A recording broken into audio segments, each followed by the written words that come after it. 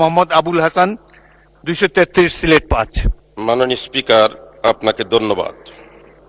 আমি প্রথমে মহান আল্লাহর শুকরিয়া আদায় করছি, সাথে সাথে আমার নির্বাচনী এলাকা। মাননীয় সদস্য, আপনার সময় 5 মিনিট। মাননীয় স্পিকার, আমি মনে মনে ভাবছিলাম খেলাফত মজলিসের একমাত্র নির্বাচিত প্রতিনিধি আমি, আমার দিকে আপনি সদয় দৃষ্টি রাখবেন, আমাকে একটু সময় বৃদ্ধি করে দিবেন। আশা করি পরিশেষে আমার সময় বৃদ্ধি করবেন। ধন্যবাদ মাননীয় স্পিকার। মাননীয় সদস্য, এই সময় দেয় আপনাদের হুইপেরা। মাননীয় স্পিকার, অ্যানাউন্স করি সময়টা। মাননীয় স্পিকার, জি বলুন। আমি এমন এক এলাকা থেকে নির্বাচিত হয়ে এসেছি যেই এলাকাটি জকিগঞ্জ এবং কানাইঘাট। এই জকিগঞ্জ সর্বপ্রথম পাক হানাদার থেকে মুক্তি লাভ করে 21শে নভেম্বর, এবং ওই 21শে নভেম্বর বিকাল 4 ঘটিকার সময় শহীদ রাষ্ট্রপতি জিয়াউর রহমান সাহেব করিমগঞ্জ হয়ে এই জকিগঞ্জের কাস্টম দিয়ে জকিগঞ্জে প্রবেশ করেন, এবং জকিগঞ্জে প্রবেশ করার পরে এই জকিগঞ্জে মুক্তিযোদ্ধা যারা ছিলেন ইনাদের একজনের মাধ্যমে ওনাকে সালুটিকর পর্যন্ত পৌঁছে দেওয়া হয়। অতএব দুঃখের সাথে বলতে হয়, এখন পর্যন্ত জকিগঞ্জকে প্রথম মুক্তাঞ্চল হিসাবে সরকারিভাবে ঘোষণা দেওয়া হয় নাই। আমি আপনার মাধ্যমে এই আবেদন রাখতে চাই যে অনতি বিলম্বে জকিগঞ্জকে প্রথম মুক্তাঞ্চল হিসাবে ঘোষণা দেওয়া হোক। মাননীয় স্পিকার, সাথে সাথে 22শে নভেম্বর কানাইঘাট বিজয় হয়েছে পানাদার বাহিনী থেকে। এই যুদ্ধে আপনি নিজে অংশগ্রহণ করেছিলেন। আপনি কিন্তু কানাইঘাটের দিকে ভারত থেকে ঢুকে আপনি আটগাম আসছেন, তারপরে সালুটিকর হয়ে আপনি হরিপুর গেছেন। অতএব এই এলাকার সাথে আপনার সম্পর্ক, এই এলাকার জনগণ আপনাকে শ্রদ্ধার সাথে এখন পর্যন্ত স্মরণ করে, কিন্তু প্রথম মুক্তাঞ্চল হিসাবে আজ পর্যন্ত কানাইঘাটকে সরকারিভাবে ঘোষণা দেওয়া হয় নাই। অতএব আমি আশা রাখবো জকিগঞ্জকে প্রথম মুক্তাঞ্চল এবং কানাইঘাটকে দ্বিতীয় মুক্তাঞ্চল হিসাবে ঘোষণা সরকারিভাবে দেওয়া হোক।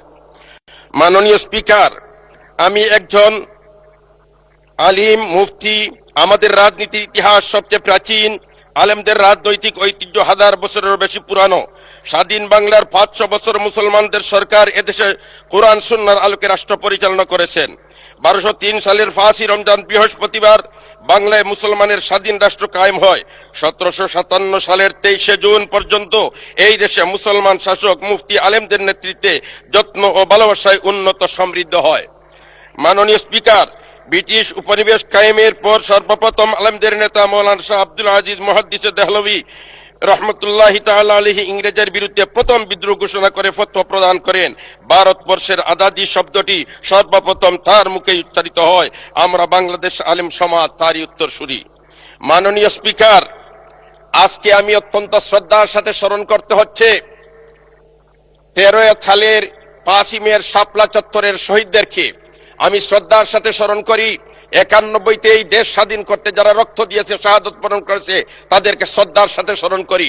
সাথে সাথে 90-এর এই আন্দোলনে যারা অংশগ্রহণ করেছেন, বিশেষ করে 24শে জুলাইয়ের আন্দোলনে যারা শাহাদত বরণ করেছেন, আমরা তাদেরকে শ্রদ্ধার সাথে স্মরণ করি, এবং যারা পুঙ্গত্ব বরণ করেছেন আমি তাদের জন্য দোয়া করি আল্লাহ রাব্বুল আলামিন তাদেরকে সুস্থতা দান করুক।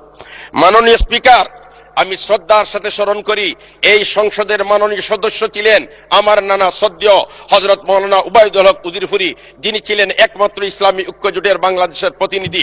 ঠিক তেমনি ভাবে আমি খেলাফত মজলিসের একমাত্র বাংলাদেশের প্রতিনিধি। মাননীয় স্পিকার, আমি শ্রদ্ধার সাথে স্মরণ করি এই হেফাজতের আন্দোলনের নেতৃত্ব দানকারী শাইখুল ইসলাম আল্লামা আহমদ শফি রহমতুল্লাহ আলাইহিকে। আমি শ্রদ্ধার সাথে স্মরণ করি মজলুম আলিমে দ্বীন হযরত মাওলানা জুনায়েদ বাবুনগরী রহমতুল্লাহ আলাইহি সহ এই দেশের জন্য, এই মিল্লতের জন্য, এই সমাজের জন্য যারা আত্মত্যাগ করেছেন আমি তাদেরকে শ্রদ্ধার সাথে স্মরণ করি। মাননীয় স্পিকার, আমার নির্বাচনী এলাকা জকিগঞ্জ কানাইঘাট। আমি এই জকিগঞ্জ কানাইঘাটের একজন প্রতিনিধি। আমার জকিগঞ্জ কানাইঘাট সর্বক্ষেত্রে অবহেলিত। জেলা সদর থেকে জকিগঞ্জের দূরত্ব প্রায় 100 কিলোমিটার, 90 কিলোমিটারের ঊর্ধ্বে। এমত অবস্থায় যোগাযোগ ব্যবস্থা আছে একটা, আর আরেকটা যোগাযোগ ব্যবস্থা আছে সংক্ষেপে বাইপাস রোড, যেটা শেওলা জকিগঞ্জ রোড, মাত্র 22 কিলোমিটার রাস্তা।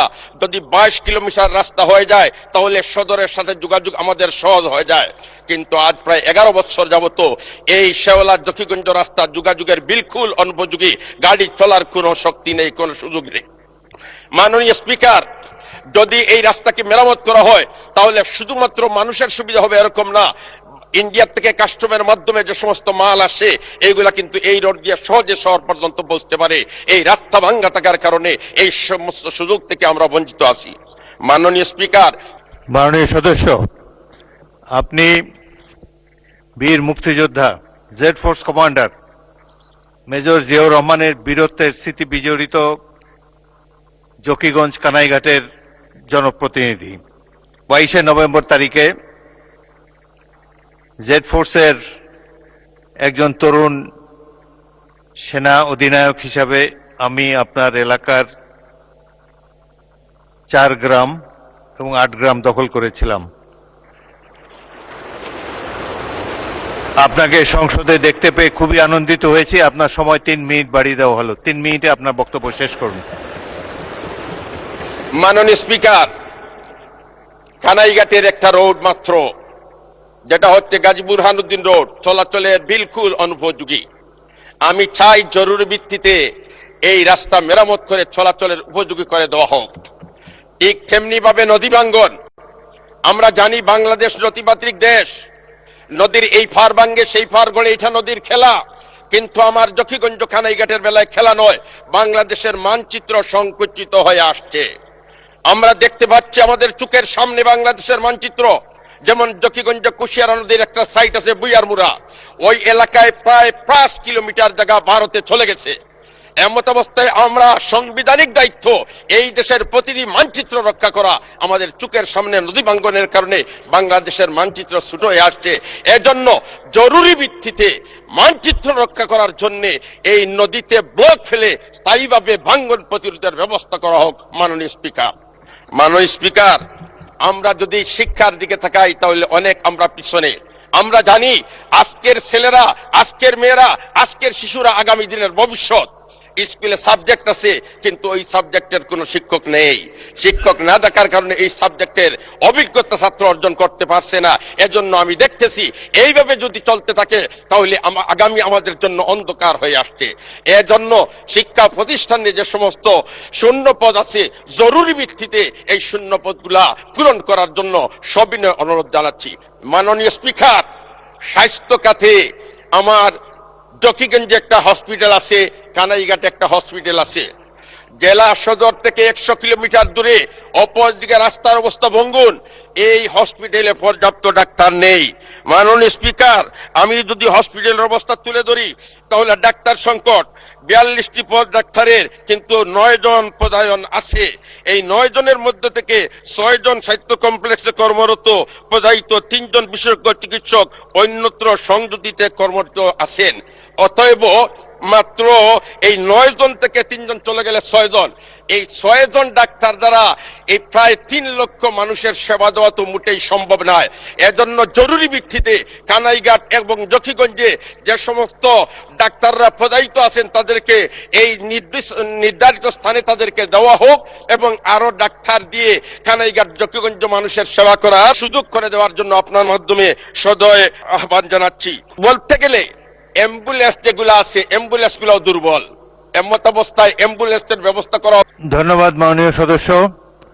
সংসদে স্বাস্থ্যমন্ত্রী এবং সড়ক পরিবহন মন্ত্রী পাশাপাশি বসে আছেন। আমি আপনাদের অনুরোধ করব, শহীদ রাষ্ট্রপতি জিয়াউর রহমানের স্মৃতি বিজড়িত 71-এর বীরত্বের সাথে সংগ্রামের স্মৃতি বিজড়িত জকিগঞ্জের প্রতি আপনারা বিশেষ দৃষ্টি রাখবেন। এই এলাকার উন্নয়নের জন্য আমি সুপারিশ করছি। ধন্যবাদ।